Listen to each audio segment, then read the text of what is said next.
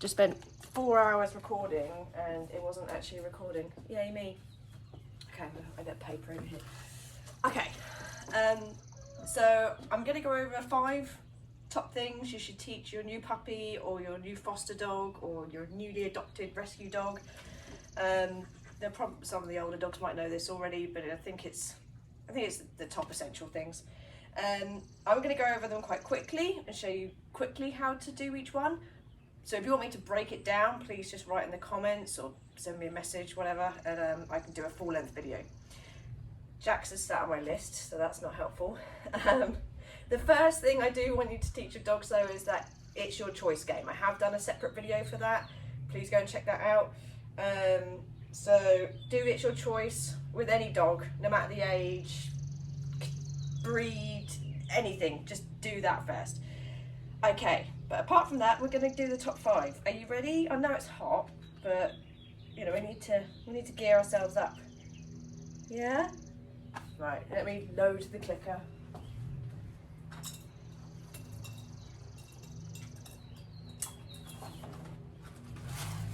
I'll wear the treat pouch, so it's easier for me to get the treats. So I can probably go over your treat choices in another video, but for today we have some liver cake that I cooked up ages ago, froze, and just pull out for special occasions. Alright, anyway, I'm waffling on. Number 1, first thing you should teach your dog is to sit. And that's not difficult. All you have to do is get that treat in front of the nose and automatically their arse should go down. Okay? He's very excited about these liver treats. I might have to do something less exciting. So, arse on the floor. I guess we should come over here a bit. I'm not sure if you've got shots with you. Treat to the nose. As soon as arse is on the floor, you can click and give the reward. Arse on the floor. Click, give the reward. I'm not going to give you liver cake if you're going to jump around. Here, you can have your boring kibble. Jackson. Okay, so no words or anything. You're just waiting for his arse to hit the floor, and then you're going to click and you're going to give your treat. That was terrible timing. He thinks he's doing other things. Okay, so then quickly, once you've got that down, I don't know, without the treats, it's hard going back when we really knows what this is. Then, and that's consistent, then you can start saying the word sit. So, treat in front of nose, sit, good boy. Again, say it as soon as his arse hits the floor. I know this is weird for you, honey, but we're doing it for example, okay?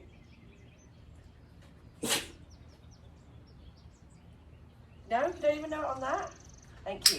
Okay, so, and that was the progression because eventually we use hand signals, points, verbal cues. It doesn't really matter as long as they're sitting. Sit. There we go. That's what you're working up to. Okay, number 2 is the lay down. That's very, very key. It was super hard to teach with him. Don't know why. He just could not get it. His ass was always up in the air. So this is what it should look like. Down. Okay. And then what you can do is you can get them into a sit and then put the treat between them and lure them down. You can't see that, so hold on. There we go, and you're clicking and rewarding when they're led down. But if you're having problems with this, like I did, another little trick I can teach you. This is how I had to teach him. Once you can sit down. Ugh, too old for this, Jax. Get the treat, lure them through, and it forces them down. Okay? Ow! Alrighty. Number 3. My list is flying away now. What is it? Watch me. Oh, that's a very important one. Okay. This is probably secondly most important after the it's your choice game. So watch me is really important because in any situation you want your dog to stop and look up at you. Super easy to train. Treat, put to eye. When your dog is looking, click, give. Good. And then this also becomes a cue in itself, that when you do this, it means watch me. So again, after they've done it a few times, you can say, watch me. Watch me. I don't care about if he's sitting, if he's messing about. Watch me. There we go. Watch me. Good. Okay. Once he's got that down, without the treats, watch me.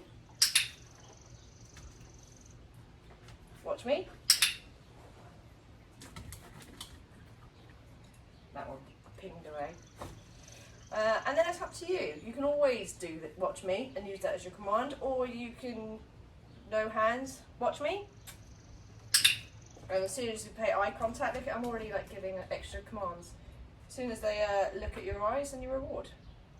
The other way you can do this is to do nothing, and as soon as they look up at you all cute, it's just to click and reward. That's the way to shape it. And so they know every time that their eyes meets yours, that's a good thing. He was looking at my treat pouch there. I know you can't see that.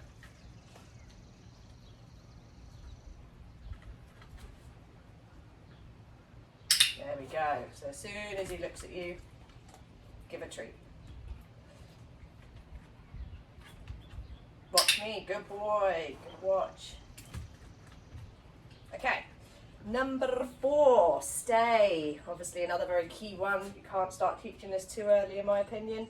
You want them to stay and wait for their dinner. That's the first thing we teach all our fosters, and the first thing we teach all the puppies is, if I put your food bowl down, I want you to stay or wait there until I release you and you can eat your food. So start implementing this straight away if you've got a puppy. You can also, I think we did like a leave command the other day, where we had the food on the floor, ask them to stay and then release them. But for this purposes, we'll just do a stay with a basic recall. I also at some point want to go over stays and waits, because I think they should be used differently. A wait means eventually I'm going to call you to me, and a stay means stay there, I will come back to you. However, many trainers disagree with that. So for this, we'll say, what should we do? Should we do a wait or a stay? We'll do a stay. Okay, come here. Sit. So I always prefer to start my stays from a sit or a down, because then they're less likely to move. And then all you're going to do is take like half a step back to begin with. Jax, hello, we're still training. Stay. So that's it, okay? That was probably more than half a step. Stay. I don't know why you're popping your butt up every time. Stay. That's so funny. You don't have to say the word again to begin with. You can introduce that when they start getting it, but it doesn't really hurt to start saying it straight away. They start getting the point that, oh. But for you guys that haven't done this, your dog is really tempted to come to you, you would literally take a little step back and then a step quite quickly, because then you start building up the distance and the time.